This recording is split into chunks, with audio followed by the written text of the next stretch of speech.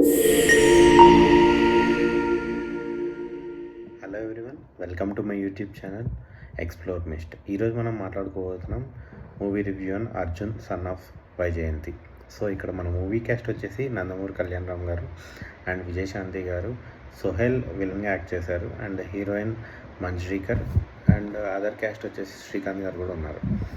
So ఇక్కడ మన producer వచ్చేసి అశోక్ వర్ధన్ అండ్ డైరెక్టర్ వచ్చేసి ప్రదీప్ మ్యూజిక్ వచ్చేసి అజనీష్ లోక్నాథ్. ఈయన వచ్చేసి ఇంతకుముందు కాంతారా, కిరిక్ పార్టీ వీటిల్లో కూడా వర్క్ చేశారు.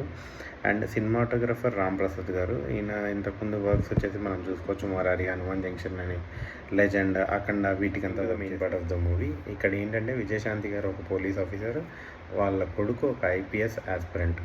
అక్కడి నుంచి ఆస్పిరెంట్ నుంచి గ్యాంగ్స్టర్గా ఎలా చేంజ్ అయ్యాడు, వీళ్ళిద్దరి ఒకరు పోలీస్గా ఉంటే ఒకరు గుండాగా ఎలా తయారయ్యారు, వీళ్ళ ఇద్దరి వేస్ ఎలా చేంజ్ అయ్యాయి, ఆ సిచ్యువేషన్ ఏంటి, ఇది మొత్తం యాక్షన్ థ్రిల్లర్ జరగబోయే స్టోరీ లైన్ వచ్చేసి.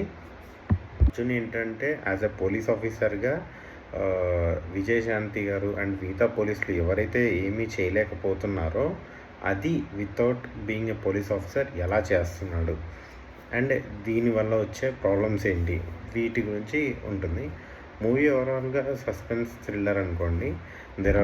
There is no comedy actually in this movie మనం అనుకుంటే. నాకేమనిపించింది అంటే ఓవరాల్ రివ్యూ ఏమిస్తానంటే, నాకు కామెడీ కంప్లీట్గా లేకపోవడం ఒకటి బ్యాక్, అంటే కంప్లీట్ యాక్షన్ బ్యాక్ ఉండడం వల్ల కొంచెం ఎంటర్టైనింగ్గా అనిపించలేదు.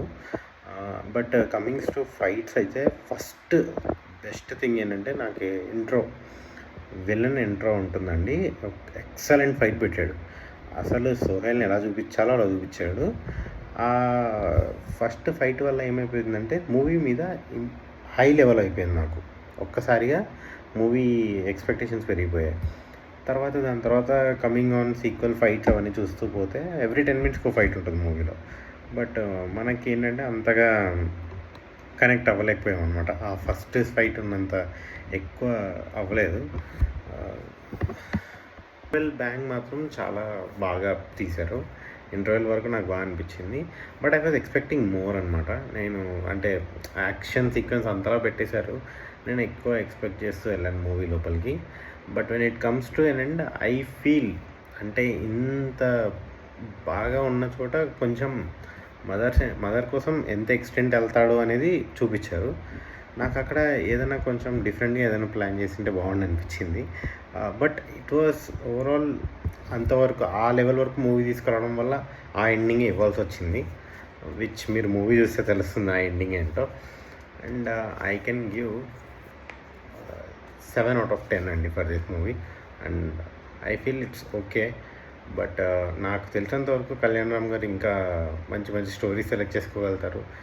ఆయనకున్న అసలు ఈ మూవీలో ఎడిటింగ్ మాత్రం, సినిమాటోగ్రఫీ మాత్రం చాలా బాగా చేశారండి. అసలుకి ఎంత బాగుందంటే అప్పీలింగ్ ఉందన్నమాట. స్క్రీన్ చూస్తుంటే భలే తీశారు, స్క్రీనింగ్ అంతా బాగా తీశారు.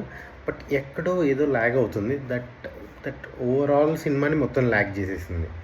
అది కొంచెం చూసుకే ఉంటే బాగుండని అనిపించింది. రైటింగ్లోనో ఎక్కడో మిస్ అయిపోయింది, ప్రజెన్స్లోనో మూవీలో అదే కొంచెం లాగ్ అవ్వడం వల్ల అయింది. It's fine, but that's it అండి.